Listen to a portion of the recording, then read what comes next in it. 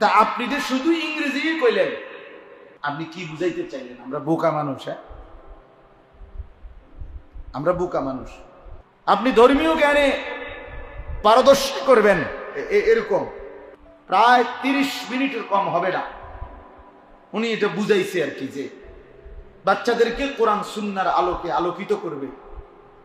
ইসলাম স্কুলের পরেও। এখন আমি ওনার এই বক্তব্যটা শুনছি পুরাটা, মনোযোগ দিয়ে একের পুরাটা। এখন আমি খুব খেয়াল করছি, তাকাইয়া শুনছি, লক্ষ্য করলাম এই যে 40 মিনিট উনি বক্তব্য দিল, প্রতিটা লাইনের মধ্যে, প্রত্যেক লাইন কথার মধ্যে উনি 3টা-4টা করে ইংরেজি শব্দই বলছে, কিন্তু 40 মিনিটে উনার মুখ দিয়া একটা কোরআন শরীফের আয়াত কিংবা রাসূলুল্লাহ সাল্লাল্লাহু আলাইহি সাল্লামের হাদিস আমি শুনি নাই। উনি তার বাচ্চা করে কোরআন সুন্নাহর জ্ঞানে জ্ঞানী করে। এই সূরার শুরুতে একটি শব্দ আছে, একটি আয়াত, ইয়া আইয়ুহাল মুজাম্মিল, হে চাদর আবৃত, কম্বল আবৃত। তো তাফসীরের মধ্যে আছে এখানে এর দ্বারা মহান আল্লাহ পাক রব্বুল আলামিন আমাদের প্রিয় নবী সাল্লাল্লাহু আলাইহি ওয়াসাল্লামকেই উদ্দেশ্য করেছেন। নবী সাল্লাল্লাহু আলাইহি ওয়াসাল্লামকে সম্বোধন করে আল্লাহ তাআলা ডাক দিয়েছেন। নবীজি সাল্লাল্লাহু আলাইহি ওয়াসাল্লাম কম্বল বা চাদর গায়ে দিয়ে শুয়েছেন। এই অবস্থায় আল্লাহ তাআলা নবী সাল্লাল্লাহু আলাইহি ওয়াসাল্লামকে ডাক দিয়েছেন। ডাক দিয়ে বলছেন, হে কম্বল আবৃত অথবা হে চাদর আবৃত নবী আমার, বন্ধু আমার। তো এই ডাক দিছেন নবীজি। কোরআনুল কারীমের মধ্যে আমাদের নবী সাল্লাল্লাহু আলাইহি সাল্লামের ব্যাপারেই একমাত্র ব্যতিক্রম যে আল্লাহ তাআলা আমাদের নবী সাল্লাল্লাহু আলাইহি সাল্লামকে কখনোই আল্লাহ তাআলার নাম ধরে ডাক দেন নাই। অন্যান্য নবীদেরকে আল্লাহ তাআলা বিভিন্ন প্রয়োজনে নাম ধরে ধরে ডাক দিয়েছে। ইয়া আদম, হে আদম, ইয়া নূহ, ইয়া মূসা, ইয়া ঈসা, এভাবে নাম ধরছে।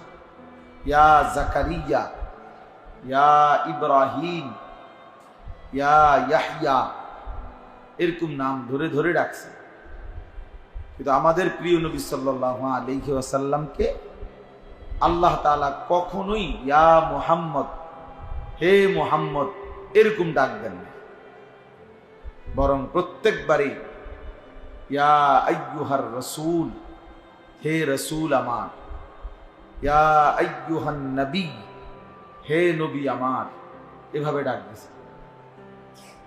আর কখনো এমন উত্তম শব্দ বলছেন, মহব্বতের শব্দ, এই যে যেমন এখানে বলছেন হে কম্বল আবৃত নবী আমার।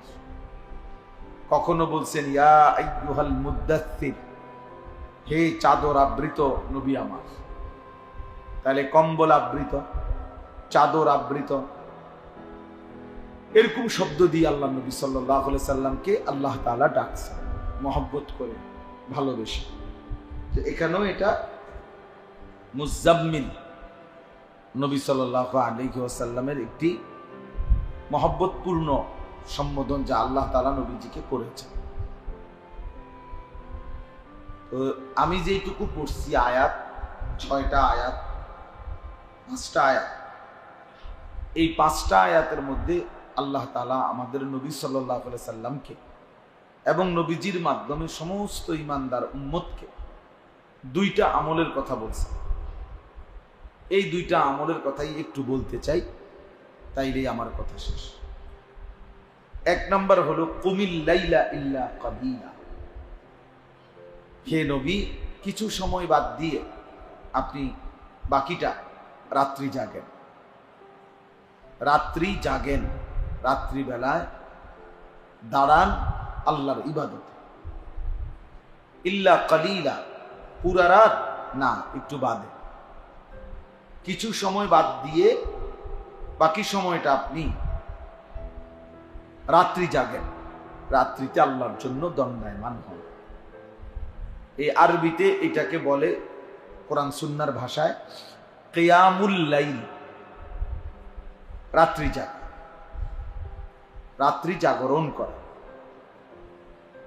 আল্লাহ তাআলা বলেন, পরিমাণটা আল্লাহ আরো ভাঙ্গিয়ে দিচ্ছেন ব্যাখ্যা করে, নিসফাহু, হয়তো অর্ধরাত, তাহলে বোঝা গেল 50-50, জেগে থাকবেন অর্ধেক, ঘুমাবেন কি আবিন কুস মিনহু কালিলা, অথবা অর্ধেকের চাইতে আরো একটু কমাবেন, আরেক ভাগ কমিয়ে ফেলবেন। তার মানে জেগে থাকবেন 3 ভাগের 2 ভাগ, ঘুমাবেন 1 ভাগ, 1 ভাগ। আও জিদ আলাইহি, অথবা তার চাইতে বেশি, 4 ভাগের 3 ভাগই জেগে থাকবেন, বাকি অংশ ঘুমাবেন। তার মানে এক কথায় মূল বক্তব্য হলো 1/3 হোক, অর্ধাংশ হোক, 2/3 হোক, মূল বক্তব্য এটাই, পুরা রাত্রি ঘুমাবেন না। পুরো রাত্রি একজন মুমিন ঘুমাবে না, বরং কিছু সময়ের জন্য মহান আল্লাহ পাকের ইবাদত, রাত্রিকালীন কিয়াম বন্দিগির জন্য, সেজদার জন্য হে নবী আপনি দাঁড়ান। তাইলে এটাই প্রথম আমল, কিয়ামুল লাইল। এরপরে আল্লাহ তাআলা বলেছেন দ্বিতীয় আমল হলো ওয়ারাত্তিলিল কুরআনা তারতিলা। আপনি রাত্রি জাগবেন, তো রাত্রি জেগে কি করবেন? কোরআনুল কারীমের বিশুদ্ধ নির্ভুল তিলাওয়াত করুন, লম্বা কোরআন তেলাওয়াত করুন, 1 ঘন্টা 2 ঘন্টা 3 ঘন্টা নামাজে দাঁড়েন অথবা এমনি জেগে থাকেন, তবে কোরআনুল কারীমের বিশুদ্ধ নির্ভুল নিখুঁত তেলাওয়াত করুন। ধীরে ধীরে, বুঝে বুঝে, শুনে শুনে, আন্তরিকতা দরদ নিয়ে, বিশুদ্ধতার সাথে, নির্ভুলতার সাথে কোরআনুল কারীম তেলাওয়াত করা, এটাই হচ্ছে তারতিলুল কোরআন, তিলাওয়াতুল কোরআন। সবচেয়ে সর্বোচ্চ তেলাওয়াত হলো কোরআনের সবচেয়ে হক আদায় করে তেলাওয়াত হয় যখন ব্যক্তি এভাবে পড়ে যে পড়তে পড়তেছে অর্থ বুঝতেছে। মূলত তেলাওয়াত কিতাবের মধ্যে আছে, এই তেলাওয়াত, তালায়াতলু, এই শব্দের অর্থ হলো কোনো কিছুর পিছনে পড়া, অর্থাৎ কোরআনুল কারীম এভাবে তেলাওয়াত করতেছে যেন অর্থটা তার পিছনে পিছনে চলতেছে, অর্থটা সে বুঝতেছে, মজা পাইতেছে। তাইলে দ্বিতীয় আমল হইল তিলাওয়াতুল কোরআন, কোরআনুল কারীমের তেলাওয়াত। এই 2টা আমল, একটা হলো কিয়ামুল লাইল, রাত্রি জাগরণ করা, আরেকটা হলো তিলাওয়াতুল কোরআন, কোরআনুল কারীম তেলাওয়াত করা। আল্লাহ তাআলা বলেন, ইন্না সানুলকি আলাইকা কওলান সাকিলা, আমি যে আপনার কাছে কোরআন নাজিল করছি, এটা বড় ভারী কথা, উঁচা কথা, দামি কথা, বহুত ওজনদার, বহুতই মূল্যবান, বহুত ভারী। কওলান সাকিলা, বড় ভারী কথা, ওজনওয়ালা কথা। তাহলে অতএব মামুলি কোনো বিষয় মনে করবেন না কোরআন, বরং আল্লাহ তাআলা বলেন এটা অনেক ভারী কথা, অনেক উঁচা কথা, ওজনদার কথা আমি আপনার কাছে পাঠাচ্ছি। আর রাত্রিবেলা একটু বেশি কোরআন তেলাওয়াত করতে কেন বললেন? রাত্রি জাগতে কেন বললেন? তো আল্লাহ তাআলা বলেন, ইন্না নাশিআতাল লাইলি হিয়া আশাদ্দু ওয়াতআন ওয়া আকওয়ামু কিলা, নিশ্চয়ই রাত্রি জাগা, রাত্রিতে বন্দিগি করা, গভীর রজনীতে সেজদা করা, তেলাওয়াত করা, আল্লাহকে ডাকা। আল্লাহ তাআলা নিজেই বলেন মানুষের মনের যেই চাহিদা, নফসের যেই চাহিদা, অর্থাৎ মনের যেই কুমন্ত্রণা, নফসের ভিতরে, প্রত্যেকের ভিতরে যেই গুনাহের চাহিদা, এটা দমন করার জন্য, স্থিমিত করার জন্য আল্লাহ তাআলা বলেন এই রাত্রি জাগরণ এবং রাত জেগে কোরআনুল কারীমের তিলাওয়াত এটা কার্যকর একটি ঔষধ, কার্যকর পন্থা।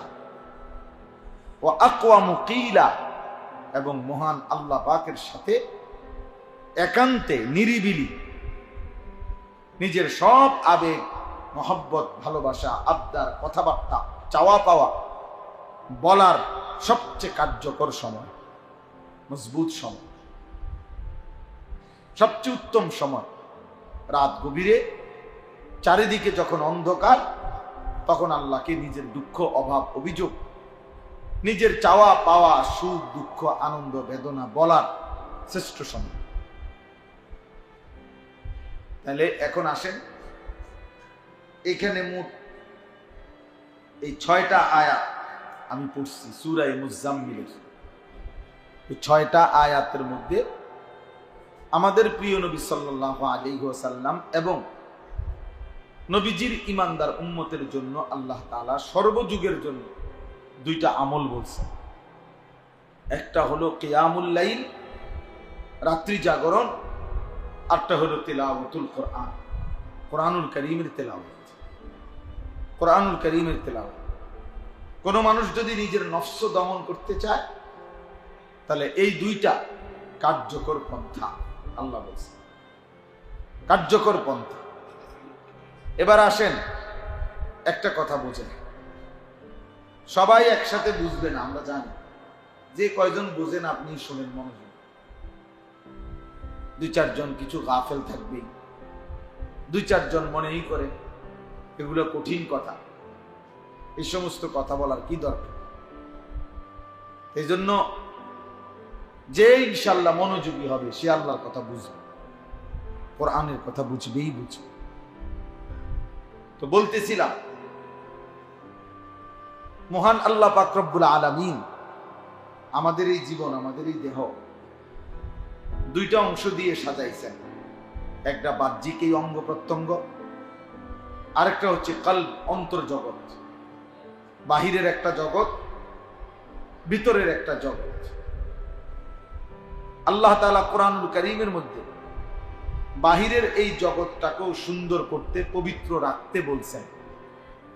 আল্লাহ তাআলা অন্তর জগৎটাকেও, ভিতরটাকেও পবিত্র রাখতে বলছেন, পবিত্র রাখতে বলছেন। এই জন্য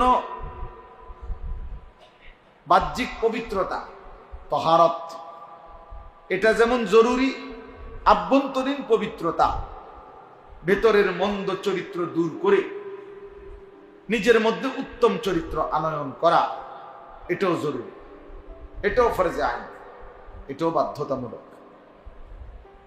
নামাজ যেমন বাধ্যতামূলক, অন্তরকে গুনাহ থেকে পবিত্র রাখা, অন্তরকে মন্দ স্বভাব থেকে পবিত্র রাখার চেষ্টা করা, এটাও ফরজ, এটাও বাধ্যতামূলক।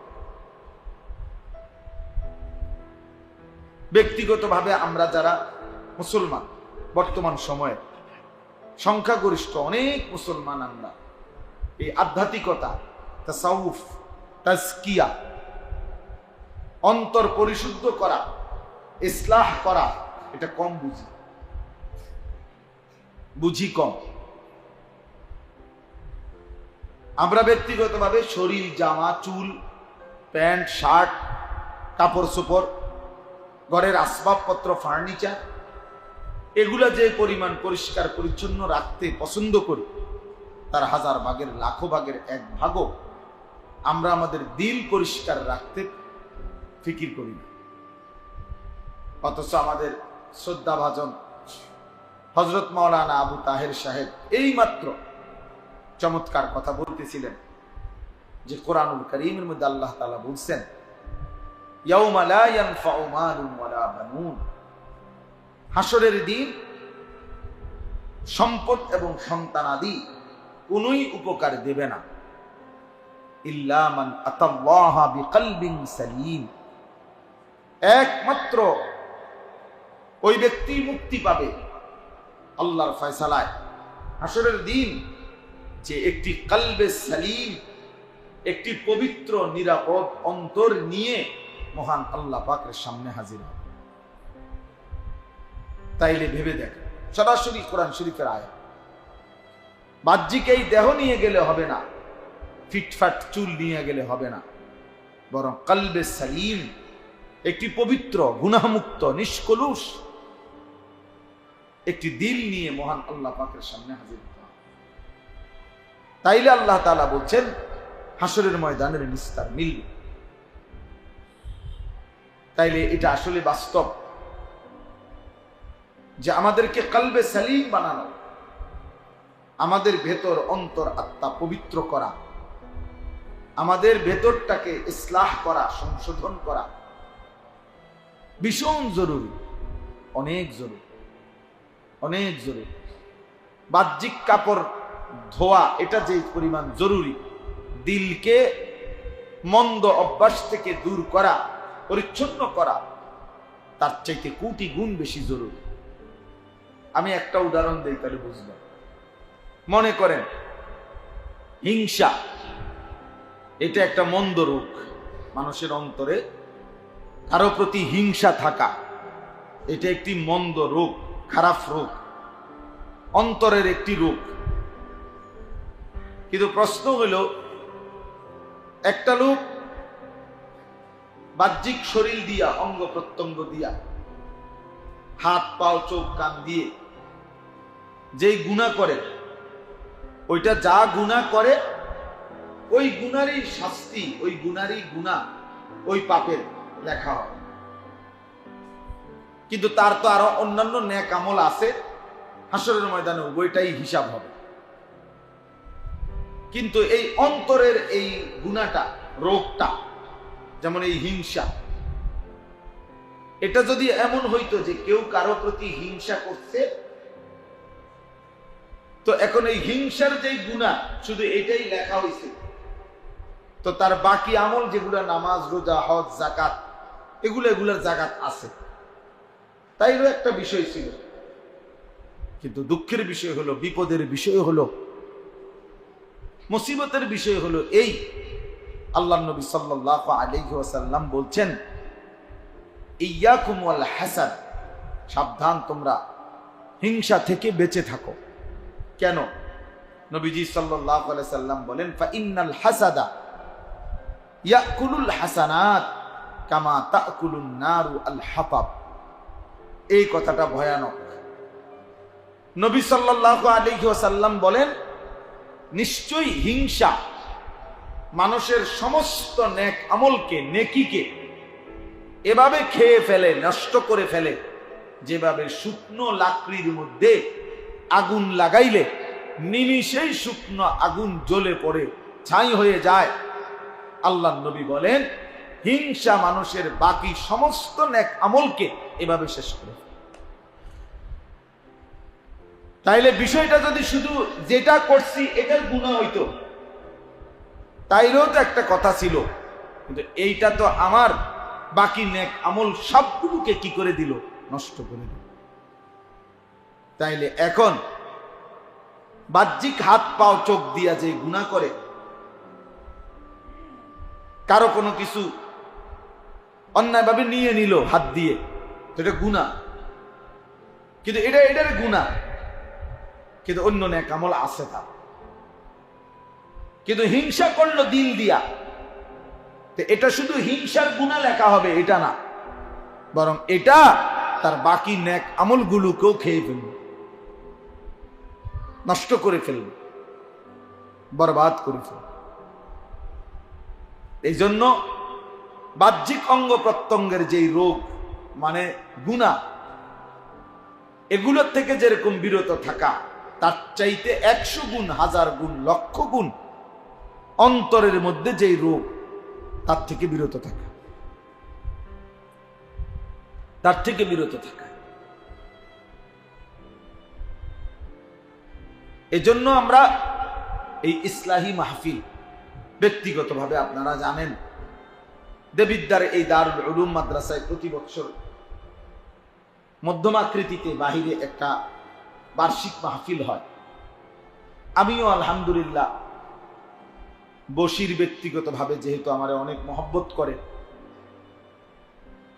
এই সুবাদে সবসময় আমাদের সাথে থাকে, ফলে বিগত কয়েক বছর ধরেই আমরা এই বার্ষিক মাহফিলে আসার চেষ্টা করি এবং এসেছি আলহামদুলিল্লাহ। এরপরেও পৃথকভাবে আলাদাভাবে আবার আজকের এই ছোট্ট ইসলাহি মজলিস, তাহলে এটার আর কি দরকার? এটা কি? এটা হলো মূলত মানুষের অন্তর রোগের যে চিকিৎসা, আমাদের অন্তরের ভিতরে, দিলের ভিতরে বিধ্বংসী, জীবন বিধ্বংসী, আখিরাত বিধ্বংসী, সমস্ত আমল বিনষ্টকারী অনেক মন্দ স্বভাব আছে। এই মন্দ স্বভাবগুলোর ইসলাহ, সংশোধন করার জন্য একটি আলাদা প্রোগ্রাম, আলাদা মজলিস, আলাদা একটা ফিকিরের নাম ইসলাহি মজলিস। এই জন্য ইসলাহে মানে সংশোধন করা। তো কি সংশোধন করা? কি বিল্ডিং ঠিক করা, না ফ্রিজ নষ্ট হয়ে গেছে এটা ঠিক করা, না চেয়ার ভেঙে গেছে এটা ঠিক করা? সংশোধন করা মানে একটা কিছু তো ঠিক করা। তো এই ঠিক করাটা এগুলো না, বরং আত্মসংশোধন, দিল সংশোধন করা, কলিজা সংশোধন করা, কলব সংশোধন করা, কলব সংশোধন, ইসলাহে কলব, ইসলাহে নফস, এটাই আত্মশুদ্ধি, এটাই ইসলাহি মাহফিলের মূল মর্ম, মূল ফিকির। আমাদের সমাজের অনেক মানুষ, আমরা, আমিও, আপনিও, অসংখ্য মন্দ স্বভাব আমাদের ভেতরে আছে, অন্তরের রোগ, কিন্তু আমরা এগুলারে পাত্তাও দেই না, তেমন কিছু মনেও করি না, কিন্তু এটা বহুত বড় ক্ষতিকারক, বহুত বড় ক্ষতিকারক, বহুত বড় ক্ষতিকারক। আমাদের মধ্যে গীবতের স্বভাব, এটা আমাদের একটা আভ্যন্তরীণ রোগ, যে অপরের কল্যাণ, অপরের যেই কোনো ভালো আমরা সহ্য করতে পারি না, ফলে আমরা তার বদনাম ছড়াইতে থাকি। তাহলে আমার মধ্যে তো এই মানসিকতা চেঞ্জ হওয়া উচিত। আমি যদি অপরের কল্যাণই না ভাবি, তো এটা কেমন আখলাক হইল, কেমন গুণ হইল? এরকম অসংখ্য মন্দ স্বভাব আমাদের দিলের মধ্যে আছে। এগুলোকে দূর করার মেহনত হলো এই ইসলাহি মেহনত, খানকাহি মেহনত, আউলিয়ায়ে কেরামের মেহনত, পীর বুজুর্গদের মেহনত। এটা ইদানিং কালে যত বেশি আমরা বস্তুবাদী হয়ে যাচ্ছি, মোবাইল, আধুনিকতা, ঢং ঢুং, রং ঢং, চাকচিক্য, হ্যাঁ। ওই দিন আমি একজনের, এমনি বুঝানোর জন্য বলতেছি, একজনের বক্তব্য শুনছি আমি মোবাইলে, আমার দেখাইল, উনি একটা প্রতিষ্ঠানে বাচ্চাদেরকে কোরআন সুন্নাহর জ্ঞানী করবে, ইসলামিক স্কুল কি যেন নাম এটা, উনি এইটার উপরে এই প্রিন্সিপাল বা প্রতিষ্ঠাতা যিনি, উনি প্রায় 30 মিনিটের কম হবে না, উনি এটা বুঝাইছে আর কি, যে বাচ্চাদেরকে কোরআন সুন্নাহর আলোকে আলোকিত করবে ইসলাম স্কুলের পরেও। এখন আমি ওনার এই বক্তব্যটা শুনছি পুরাটা মনোযোগ দিয়ে, একেবারে পুরাটা। এখন আমি খুব খেয়াল করছি, তাকাইয়া শুনছি, লক্ষ্য করলাম যে 40 মিনিট উনি বক্তব্য দিল, প্রতিটা লাইনের মধ্যে, প্রত্যেক লাইন কথার মধ্যে উনি 3-4টা করে ইংরেজি শব্দই বলছে, কিন্তু 40 মিনিটে উনার মুখ দিয়া একটা কোরআন শরীফের আয়াত কিংবা রাসূলুল্লাহ সাল্লাল্লাহু আলাইহি সাল্লামের হাদিস আমি শুনি নাই।